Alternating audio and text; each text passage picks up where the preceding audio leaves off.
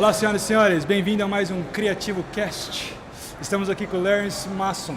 Ele é um cara que vai falar de computação gráfica, visual effects. Olha, eu já entrevistei muita gente interessante, mas eu vou dizer que esse é um dos caras mais interessantes no mundo de computação gráfica que a gente vai ter a oportunidade de conversar. Esse papo vai ser muito legal. Se você tiver qualquer dúvida, deixa nos comentários, que se eu conseguir depois passar para ele responder para vocês, vai ser um prazer. Então, thank you very much for being here with us. Very welcome.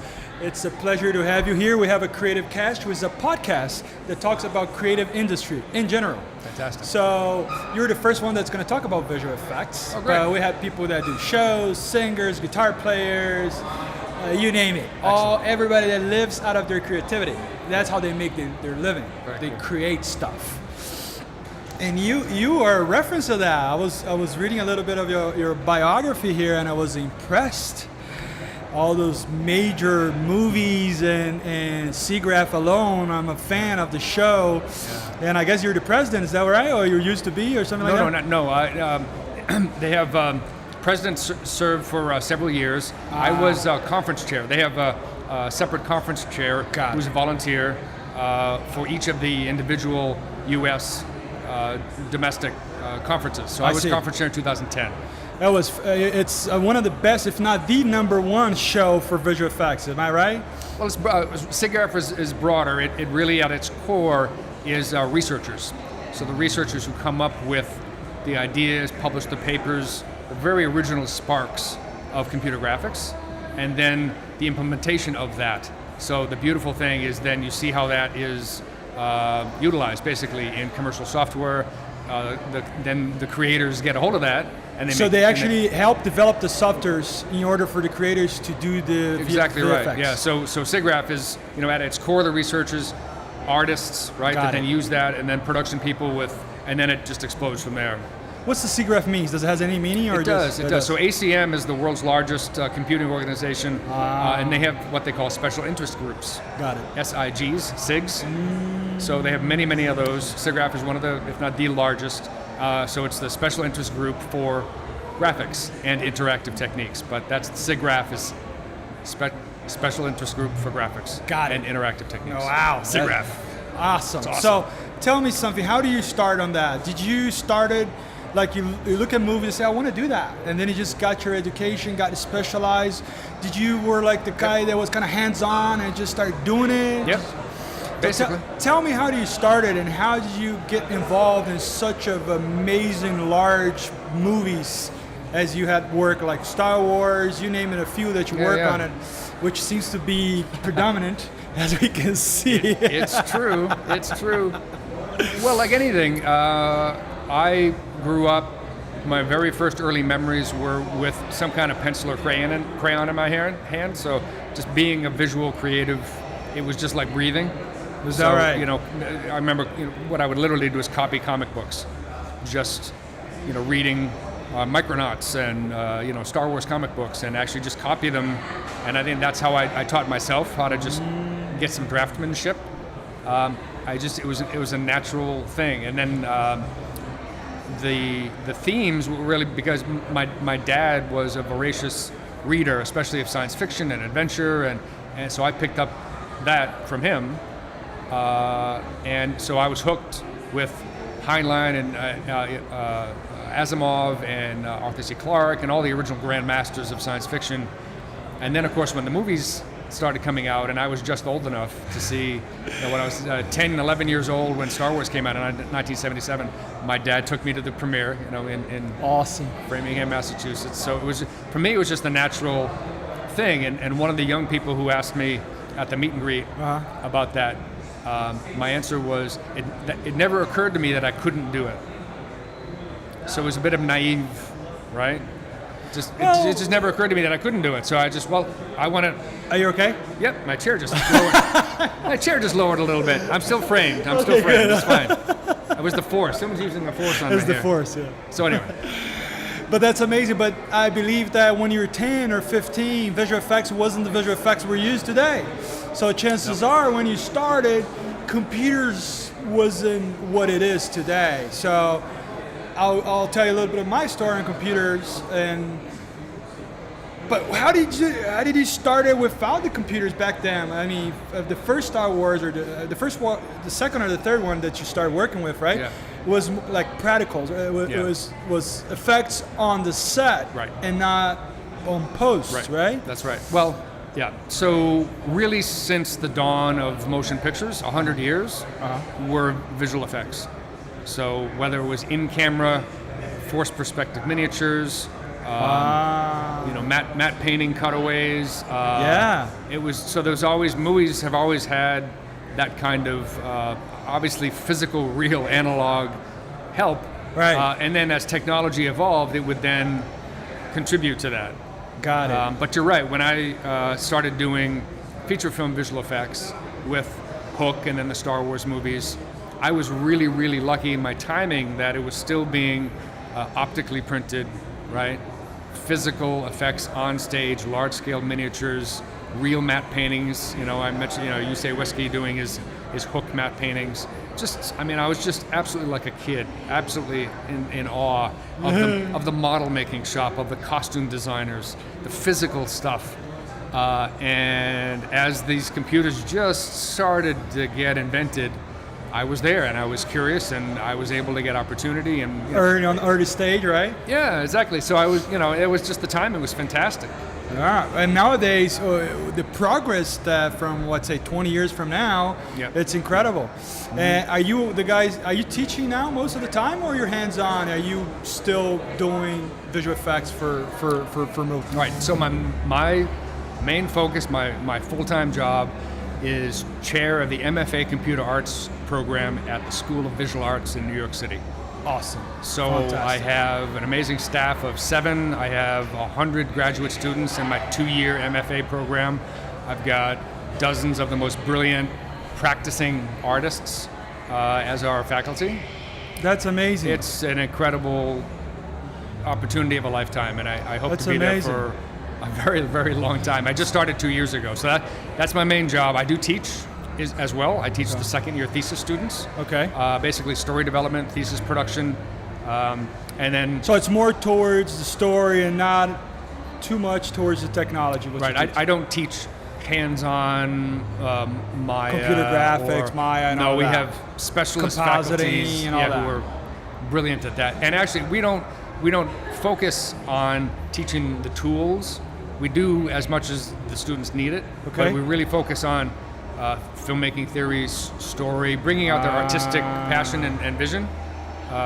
It makes sense because the software changes every year or two or every 5 years. Plus, they can get a bunch of tutorials online, so it makes sense to teach the essence. How do you make art? And from start to finish, what comes first, right? You cannot do a picture if you don't do the storyboard first, let's say, something similar. And at our level, we're a master's program. We're an MFA, so these are very mature young men and women from all over the world. Very international. Right? Oh yeah, absolutely. We probably have at least 60% international students. Wow, that's a lot. A huge number from mainland China. I showed a reel of our Latin American alumni. I hope to get more. I really would love to get more. Well, CriativoCast is going to help you out because we're going to spread that word everywhere. Yeah, that's fantastic. I'm a big fan of visual effects myself. Obviously, I'm not in this level, but I have a production company. Yeah. So what we do is we stack a bunch of computers together, like 5 of them, put a bunch of graphics cards, make videos, and put computer graphics on top of it. That's great. And that's what we do. Yeah. And the reason why we have a bunch of computers is because computers have gone a long way, but they still take forever. I wonder some of the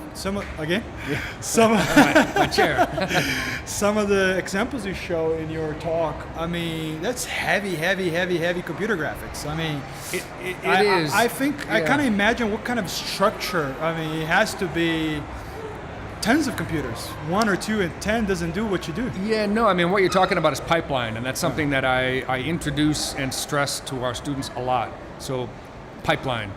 And what that means is how to optimally configure, in this case, the pixel, from getting from someone's idea Okay. through the art department, the story department, layout, through all the asset creation, through post, and to the media, whether it's a movie screen or a VR headset. And there's just an infinite number of ways to do that with scripts and commercial software, and custom software, and most of those ways are unoptimal. And wasteful. So pipeline, very much. Yeah. So pipeline is absolutely critical. Again, that's just it supports the artist's vision at a master's level. Got it. But it's really important. And when you started doing those big movies, what kind of approach do you work with the director yourself? Because you got some movies where Steven Spielberg, James Cameron, George Lucas, some big, huge names. Right. So those are names that some people that comes to you and give their ideas to you, and you make that happen. So most, if we're speaking strictly live-action visual effects films, there's a fairly common, fairly rigid hierarchy of the director and the producer. Obviously.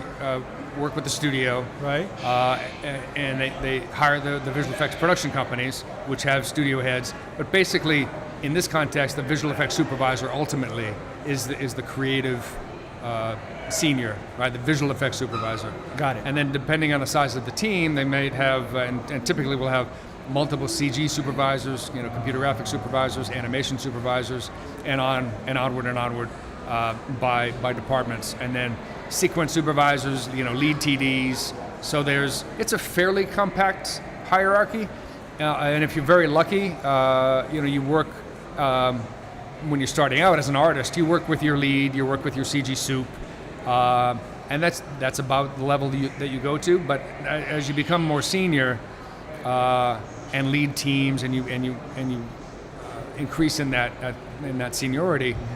You get obviously more direct contact. Now, I was very lucky, again, very early on when this technology was extremely in its infancy. Right. Specifically at ILM, and specifically George Lucas, he was never hands-on involved in ILM. Really? No, not at all. It was, Dennis Murin originally, and other creative heads, heads of model shop, were the real creative visionaries of executing George's vision. Right. The exception was the special edition trilogy. So when we redid scenes and re-released the original 3, episode 4, 5, and 6, right? Star Wars, Empire, and Jedi. So that was a very tight crew in a single building with extra security access. Oh, is that right? Within ILM. Yeah, and George would come down occasionally, again, also still very rarely. And so I did get one-on-one creative direction from George, which is extremely, extremely rare. I was very, again, just in the right time, in the right place. I hear you. Sitting where you are, saying, so Terrence, can you add a cloud car flying past this window during this pan shot in a corridor in Cloud City? Got it. And I say yes. Sure, why not? And then my producer says, "Son of a bitch, how are you going to do that? You can't do that."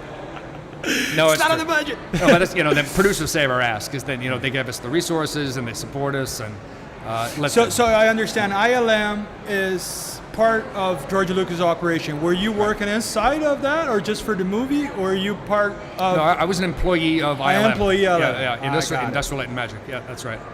That's awesome. I would say that's one of the most recognized, if not one of the most recognized visual effects company in the world. Well, at the time, it was virtually the only one, and certainly the best in existence. Remember, still, you think, or that was back in the days? Back in '91 when I first joined, and then I went back in '96. It was really ILM, and then there was everybody else doing fine work. But these days, there's 5 or 6 or 7 or 8. They're dominant. That can easily. I mean, Weta was probably one of the first to come up to that level and win Academy Awards under Peter Jackson, and a lot of the most senior ILM. Oh, is that right? Folks went to help start up Weta. Yeah. So they got the knowledge in there and just, spread to other companies. Yeah, basically. And then I helped start for my old boss at ILM, Scott Ross, started Digital Domain. So I was one of the very original first crew that started that. We built the company starting in early '93. That's amazing. Just celebrated the anniversary. That's amazing. And what kind of the digital domain, which is also a reference? Yeah. Are they a company that they do just like ILM? They go do practical effects, or just digital effects only? Oh no, it's very, very physical effects as well. Physical too. Absolutely, yeah. I mean, I mentioned True Lies, which was an amazing film to work on.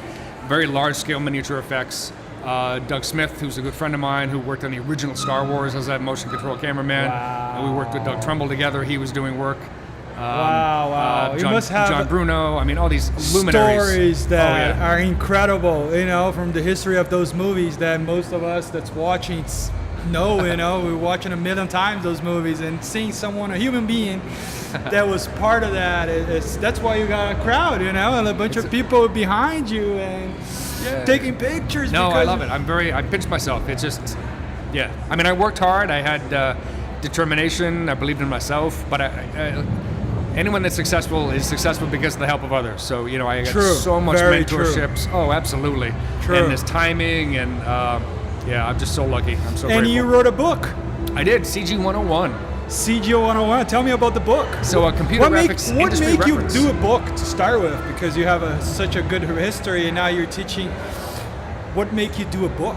Well, that was shortly after this. So it was in the mid-90s. Okay. And I distinctly remember saying, I wish there was a book. Oh, there must be a book that listed. Originally, it started off as a very pedantic kind of a reference book, just a reference idea, to list the terms and technology and software to give to both students and studio heads, neither of which knew anything about what we were doing, right? Right. So I started just compiling a list of terms and techniques and tips and tricks, and then I realized that I had developed friendships with the people who founded all these companies. So PDI, ILM, Pixar, Rhythm and Hughes, and I just started talking to them and said, well, wait a minute, this is really interesting stuff. So fully half of the book turned out to be interviews of the origin of companies and research departments at universities, all awesome. First-person interviews with the people who founded them. So that, and then I just, oh, wait a minute, there isn't a book like this. Oh, well, again, there's an opportunity. Well, there's the naivete again, right? Well, I'll write and publish a book. Why not? Awesome. So I did. When would you do that? When was that? The first edition was probably about 97-ish. Well, but things had changed a lot in visual effects from then. I did a second edition. I did a Japanese edition. So when you do a second edition, did you revise and you change a little bit? It was very much so. And then my publisher wanted to do a new third edition, an ebook. And just to your point, it was just evolving too fast. Extremely fast. And honestly, publishing a book is a huge amount of work. I bet. In editing and layout and cost and picture rights and all that. So I decided to make the historyofcg.com. So anybody listening or watching this, that's where I would point them. I'll give you the book for free if you find me, but go to historyofcg.com. Got it. That's the URL, just history of CG, 2 letters, computer graphics, and it's the people behind the pixels. So the format again is a people-centric, the men and women who do this stuff, the researchers, the artists. Just the stories, and it's online forever. So it's going to be kind of an evolving When you say wiki. that the stories, it's written stories, right? So you interview and it's anecdotes, basically. Anecdotes, yeah. So there's audio and video too? Mm-hmm. Oh, there's audio and video of those yes. people. Amazing. And you talk about the tools too, or just the people at the No, website? everything, yeah. Again, the research tools, the people, Alvy Ray Smith, who invented the Alpha Channel. Is that right? It was one of the first employees with Ed Catmull to found the film computer graphics group that became Pixar. And he's a good friend of mine. He's just a brilliant, altruistic, beautiful man. He invented the Alpha Channel. Yeah, and all that these we guys, use every day. Jim Blinn, another luminary god, who just all these handful of men and women who just they thought these things up. Somebody had to think them up for the first time, and then write the code. That's amazing. That's actually all these people. What's really pleasantly shocking to me is how young this industry is. All these people I'm mentioning and many more are not only still alive, but they're still active. They're actively writing research papers. They're actively producing films. That's awesome. Well, I mean, the aircraft industry. That was Wilbur and Orville Wright. That was a while ago. Right. Music industry. Beethoven, all that. The people who Hundreds literally of years. started this computer graphics industry from scratch are still alive and working. Do you remember what year was it that we started visual effects? Was it the 70s, in the 80s, in the 90s? Well, it depends on the definition. So, good. Again, ILM was really at the forefront. There were some companies in London as well doing, in the mid-70s, right, doing vector graphics, right, computer graphics for film. Right. So again, London, Japan, France was very early as well, in addition to the United States. Is that right? But that was the time frame about when it got applied to feature film visual effects, mid-late 70s, Westworld, Alien, and then early 1980s when it started to get mature at places like ILM. So we have 30 years of visual effects, 30 to 40 years. Basically, yeah. Very young industry, very young. Pick 1980 as a round number, but no, again, computer graphics was 20 years prior to that. The original research and the graphics that were created for other visualization methods for architecture, for simulation, for lots of other areas other than visual effects, date back to the 60s. Oh, wow. Oh, sure, yeah. I wonder how the graphics were. Because Evans and Sutherland and companies like that doing, tank simulation and back Boeing. then, they use a lot of back then plates, right? Painted plates, yep. And they use a lot of depth of the field in a way that you think that they're close to each other, but the explosion happened here. You think right. The explosion is close to the character, but it's actually far. Well, that's mostly what we Perspective, do right? in visual effects. Honestly, is to munch stuff up, make it look worse. No, it's true because computer graphics by its nature is mathematically perfect. Right, and it's polished and it's perfect, too polished, and it's right? it looks too fake. good. It's brand new, it's shiny, and nothing in the real world is like that. So as visual effects, that's what we do. We scratch it, we munch it, we dent it, we depth of field. We learn about atmospheric perspective and shifting blue and purple. And adding motion blur and film grain, different in the RGB channels, and the subtleties, chromatic aberration, all these things that you have to add for it. You imagine that. Yeah, I work on video, I have to remove chromatic aberration. Right. You guys That's work right. on visual effects, you gotta add. Yeah. The lenses on Phantom Menace were so poor that we had to every lens was uniquely bad. So we had to shoot grid patterns to basically warp our CG to match the warp, the imperfections of the live action plate lenses. Yeah. That you have to add all that to make it real, otherwise we'll look fake. Yep. So, and I think those computers nowadays, those softwares, they have those bump maps, they have all those features to add normal maps actually to do a little bit of that, right? To damage a little bit of that. Invented by Jim Blinn, Is that right? Yeah, the Blinn shading algorithm, and inventing bump mapping because it didn't exist back then. Modify surface normals, and these guys are still around creating stuff. No kidding, that's amazing. And it goes in all software. It's not something like bump maps is not for one software. No, it's one technique. And imagine Wilbur and Overrider walking around the airport today, saying, "Hey, look, let's try to make this airplane even better." It's the same kind of thing. That is amazing. Yeah. I love it. So thank you very much for your time. I appreciate. I really impressed by your work, impressed by the history. I'm going to be one of your readers for sure. Excellent. I'm going to check your website and hopefully your book if you have some of them in the building. Absolutely. I'll be glad because even though I am a movie maker, we have everything to do with computer graphics. Yep. I'm an amateur computer graphics. Excellent. And I'm enthusiastic to get to the level where you guys have reached. That's the reason why I went to Full Sail. I went outside, I went to the United States to get a little bit of that knowledge. Fantastic. Because most of those people that you're talking about, they're all overseas. You rarely have someone from Brazil that invented that. No, it's true. So I had to go out and seek for those people to get that knowledge. Yeah, I mean, tell young people today, just volunteer for SIGGRAPH, volunteer to go to FMX in Stuttgart, go to View, go to these other like Pixel Show, come to São Paulo. Get involved, right? Get involved, volunteer. And do it. Absolutely, just do it. And do it. And get perfect by doing it. And Absolutely. repeating, that's what makes you master. You got it. Right? Thanks, Terrence. Thank It was a Appreciate pleasure. Anytime. I'll see you next time. Anytime. Espero que você tenha gostado da conversa e siga a próxima. Um abraço. Até mais. Uhul.